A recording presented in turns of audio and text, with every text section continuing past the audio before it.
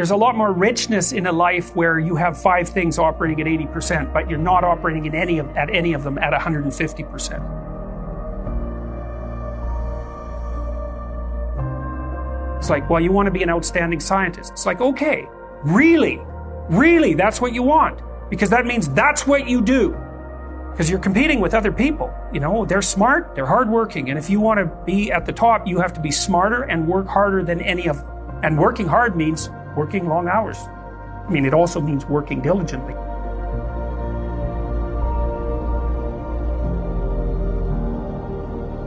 If you concentrate solely on your career, you can get a long way in your career.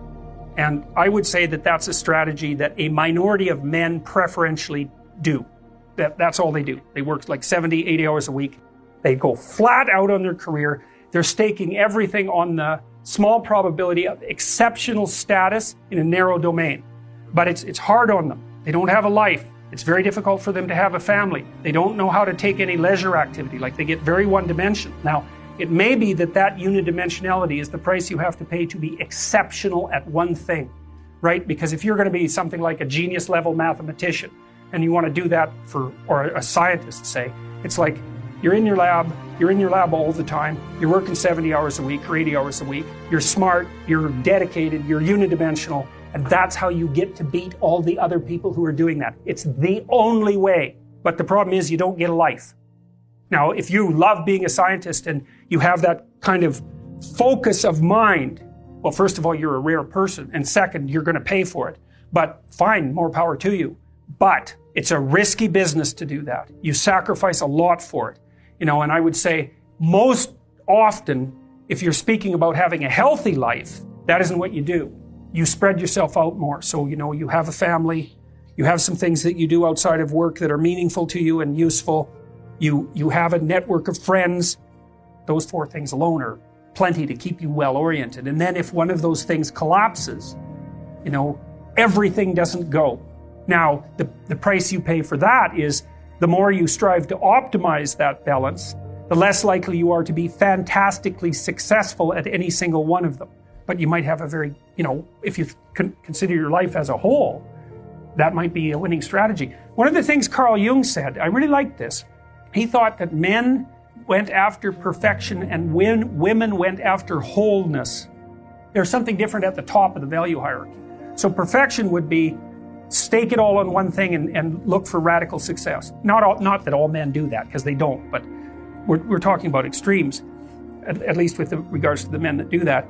The wholeness idea is more like, well, I want one thing in my life to be 150%, or I want 5 things in my life to be 80%. There's a lot more richness in a life where you have 5 things operating at 80%, but you're not operating at any of them at 150%.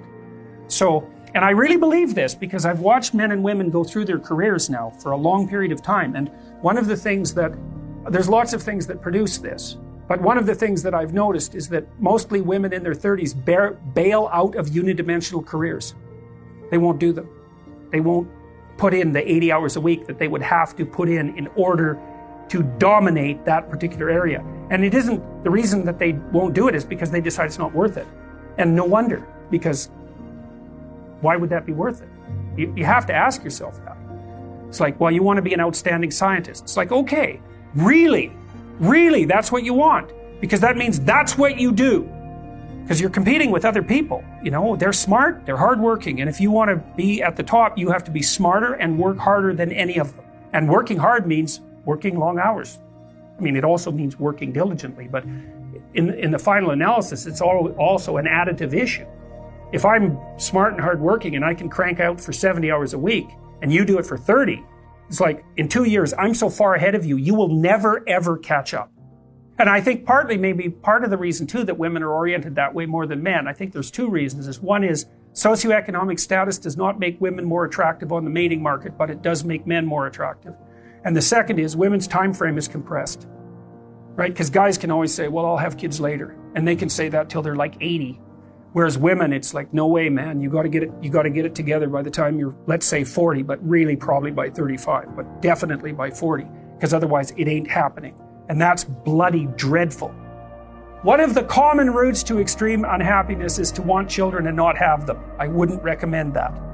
You know, you see couples who are in their 30s. 1 couple in 3 over the age of 30 has fertility problems. That's defined as inability to conceive after 1 year of trying. 1 in 3.